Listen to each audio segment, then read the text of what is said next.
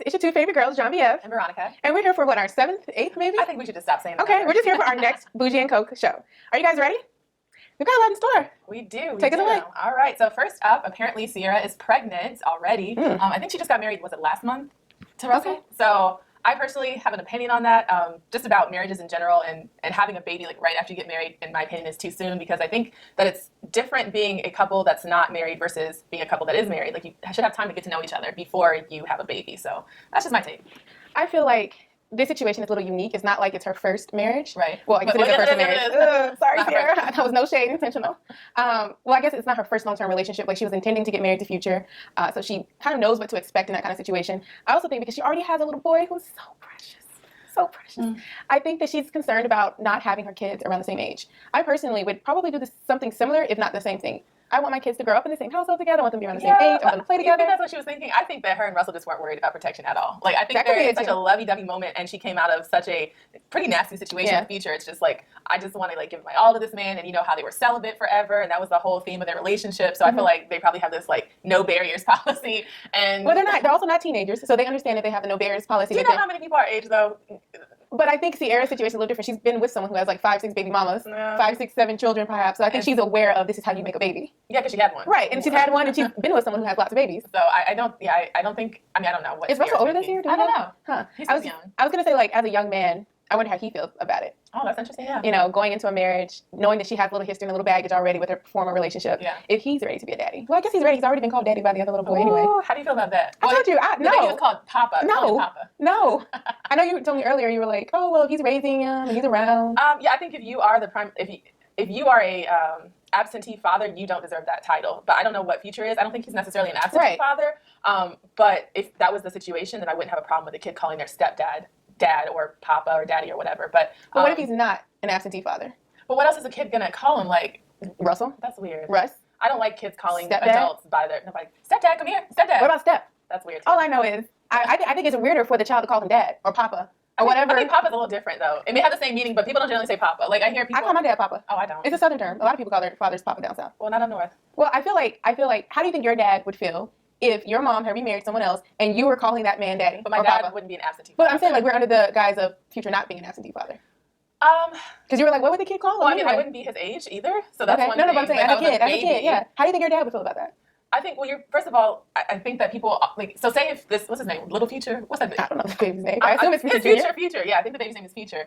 Say his aunt comes over and, like, everybody's going to have to call Russell the same thing to get that baby to say whatever whatever Ciara wants him to be called. I just think whatever the baby ends up calling him is whatever happens. But I asked you, how do you think your dad would feel if you were calling another man papa and you're like 2, 3 years old? I think my dad would feel weird about that, but this is such a hypothetical situation because my dad would never be an absentee father. But we're saying Future's not absentee. We're saying that he's not an absentee father. I understand that, but this is not, to me, a situation that I can apply to my life. Like, I don't think everything, I couldn't. Like, I know this wouldn't ever happen for my family at least, but I can actually give you the scenario of my mother was married before she married my dad, and my older brother is my half-brother, was raised primarily by my dad, and he called my dad, I think, dad, and then there was a gradual age where he started calling him, I think, by his first name. But was the father in the life? No. That's what I'm saying. I'm saying from the perspective of, because I'm going under the idea that Future is there. He's a part of the child's life.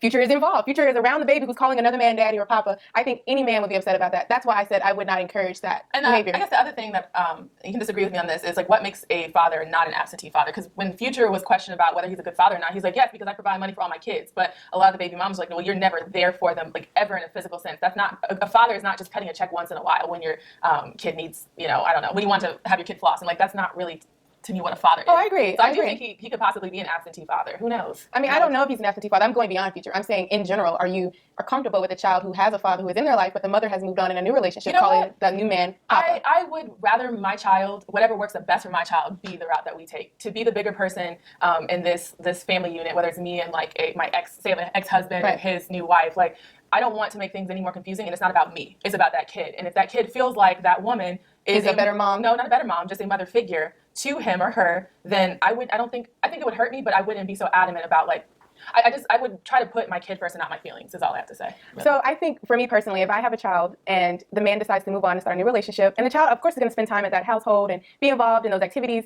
and I come home and the child is referring to another woman as mother, I would be devastated. Mom, any kind of nickname, mom, mama, mima, I would be absolutely devastated. It would hurt my feelings. It would make me, the problem is it now creates a huge problem between me and the baby's father, because now I'm asking him, what are you telling my son or my daughter to want to call another woman mom? It creates so many different problems between me and the father at that point. Then I'm concerned about the woman too. Like, what is the woman saying to my son or my daughter for her to want to call her mom or mima or something like that? And then I'm also devastated. I'm thinking I'm doing what I'm supposed to be doing as a mother. But are you? But that's the question. We're making an assumption. But I'm saying no, that's what I'm saying. I'm going past future. I'm saying in general. But what is your definition of being there? Because he thinks I'm not talking about future. I'm saying in general. Someone who's. But there's a lot of people that think that providing money is equated to being a good parent. So like.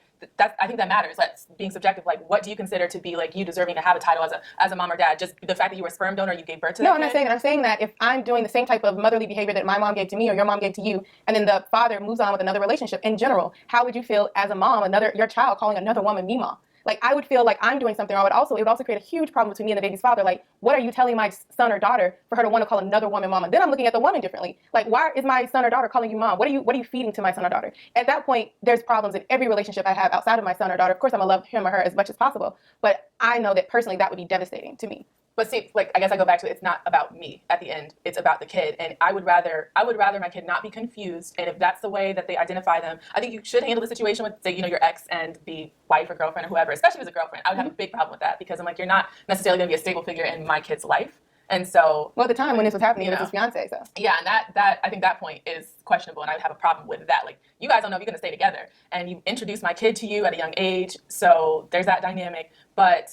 I'm not saying that I wouldn't be upset by it. I think that it's contextual. It just depends on what all the circumstances are. Because I don't think this is going to be a situation if the kid is older. I don't think they're going to call this person their mom and dad. It could, though. That's the problem. That's the fear of the parent. The fear of the parent is that you're feeding them something that identifies you as the mom. If you look at people who come from homes where there's divorce at an early age, that's one of the main conversations. Like, I want to make sure that my child goes to your house and is being taken care of course, but also understands that I'm the mother. Right, like, at an early age. Yeah, at an early age. Any age. Well, I'm saying at an early age, but if you teach that at a young age, no, it's, I'm also your mom as well. As a mother, that's not going to stop. That's a learned behavior to see two different people as a mom. That's the only issue I have with it, because I can put myself in that position as a future mom. Hopefully one day I can say that if my daughter or son is referring to another woman as mima, no, that's a no-go. No, we're gonna have to go to therapy and work this out quickly. Well, I think as long as you're a good mom, you have that legitimate gripe. But if not, of course, if he's absentee. Bye. Yeah.